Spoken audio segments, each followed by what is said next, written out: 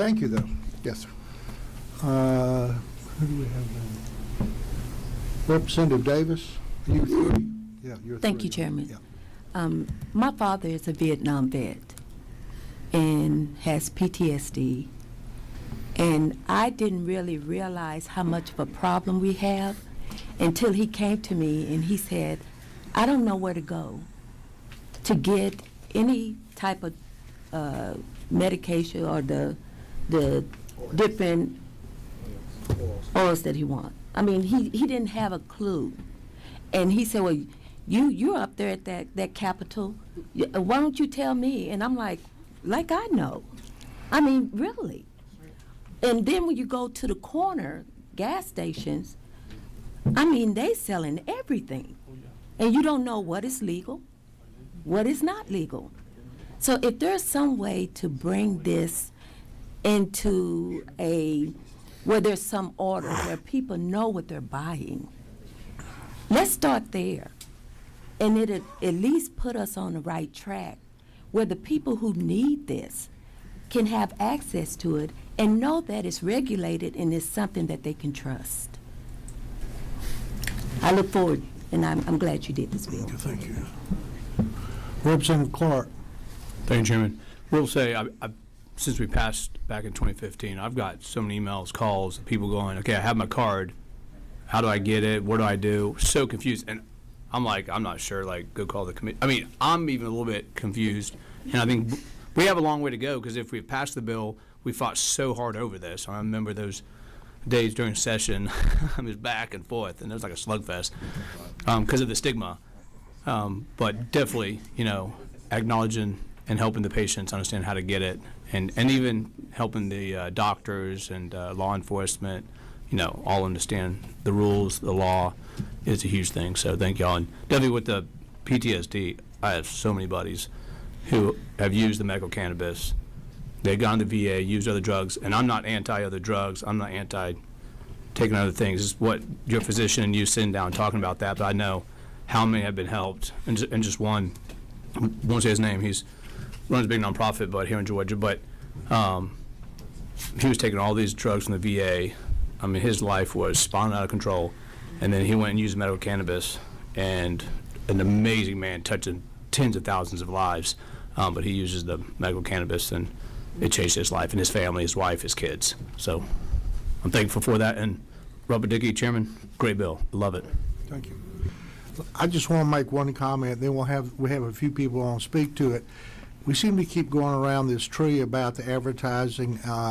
It is in code now on line 266, no licensee shall advertise or market, and what was struck was low THC and replaced by medical cannabis. So we already have that in code.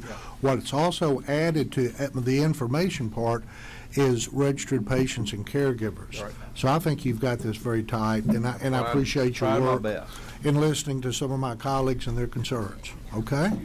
Thank you. Okay, now let's hear from the audience, and I would ask you to be brief with your comments. We have more legislation to come, and these people are here to get their legislation through also. Is it Aviva? Okay, go ahead. Thank you so much. My name is Aviva, and I have a friend here today, but we're going to keep it serious, so he's not going to do that much talking. This is a serious issue. I'm not sure exactly where to start because there's so much here. Why are you looking at me? You said I can't talk. Sorry, Scribbles. I just think that I have a background in child studies. I went to Tufts University and got my degree there. It's pre-med. And so I'm really into studying the psychology of situations and trauma responses. And I think that we've been all under this trauma of having this illegalization in the first place. And I'm really grateful to Chairman Dickey and everyone who's having this conversation so we can bring healing for the patients first, right? And I understand all of your concerns as a brother who works in the emergency room and whatnot. I have a brother. But I do think with any kind of suppression, when we've taken something away from people, it's very hard to put it back together, like Humpty Dumpty. And so, though we think we're helping people and also industries by having these cards, I think one of the reasons why I think the program is unsuccessful is that it is kind of a pretty big ask for people to pay for a card. The insurance doesn't cover the medication. There's no other I think it covers all other medication. And then, of course, the big out of balance thing is that it's illegal at all. Like the fact that we're bringing this illegal substance here as medicine is very confusing for people. And that's why it almost makes more sense to legalize it first. I'm not going to say much more about that, but that's what is bringing disharmony to the issue, because I know people who don't even want to try medical cannabis because it's illegal. They don't want to be stigmatized. They don't want to be judged. And they're scared they're going to get arrested. Also, because it's not legal, we can't research it. You know, those were some really good points. We need research, but we can't really until it's free for the people. Also, you have to give up your rights to bear arms to have the medical cannabis, and this is a bipartisan issue. You know, some Republicans use as well.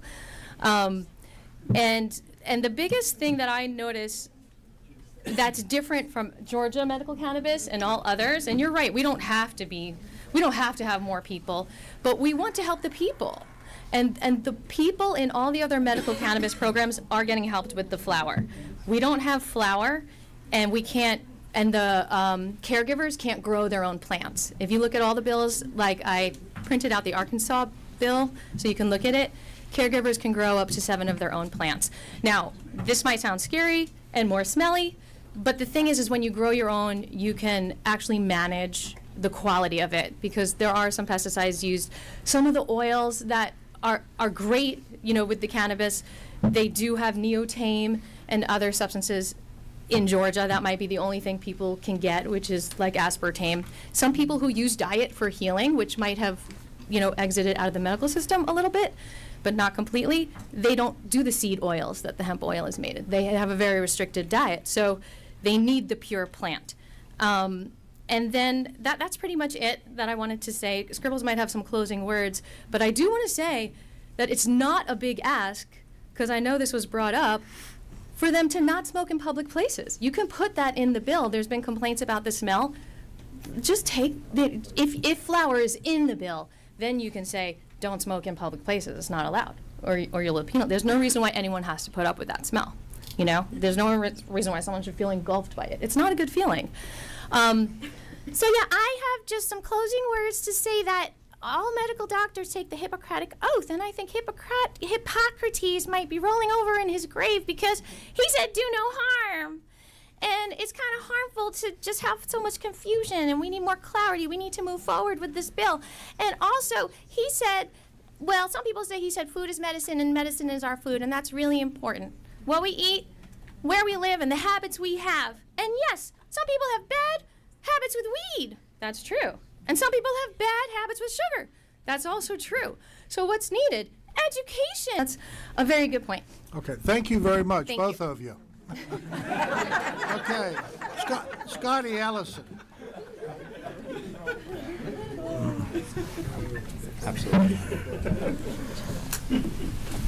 I'll try to keep it brief. This is actually my first hearing and my first time down to the Capitol to speak in front of all y'all. I've been in the cannabis industry for about 20 years now. I graduated at the Oaksterdam University College in Oakland, California, which is the United States' first medical cannabis college that has been federally recognized by the federal government. I graduated with valedictorian honors.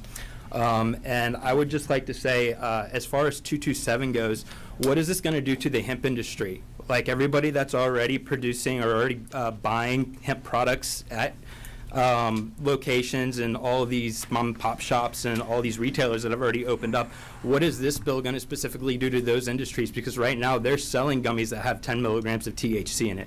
They're selling gummies that have CBD in it. It's already legal federally. So what are we sitting here talking about, like patient cards and medical, I'm sorry, I'm a bit nervous, but I don't understand why we're talking about patient medical cards and whatnot when we should just open it up, full plant, whole plant legalization across the board. This really seems like more of a corporate takeover to me more than anything, with having to go and process cards. People that can't potentially get a card because they don't have the right illness aren't going to be able to get access to the plant.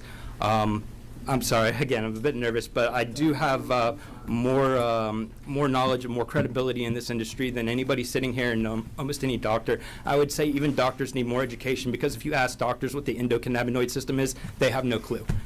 So That's where I'll end it. Thank you for your comments. Absolutely.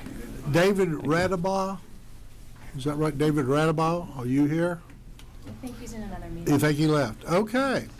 Well, that's all the folks to speak on the bill. Do I hear a motion? Motion to pass. Second. Second. All those in favor, say aye. Aye. All those opposed?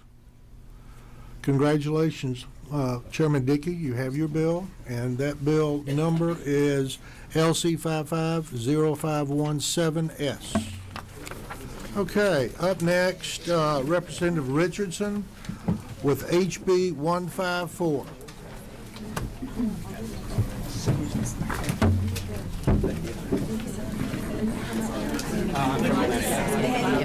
California to study at Notre Dame University, and I was there for about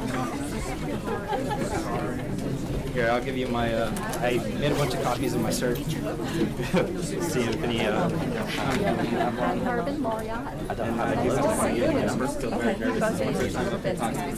Did you find Tanya's definition? I actually, no, I've got a bunch of definitions. There's a chair right there. There, you're fine. Yeah, absolutely.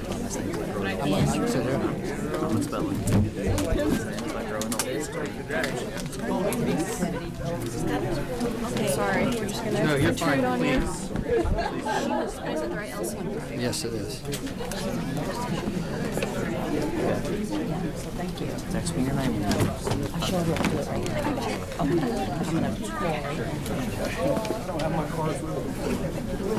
Hi. Just tell us. It's super short. 2 sections. Thanks. Go ahead, Representative.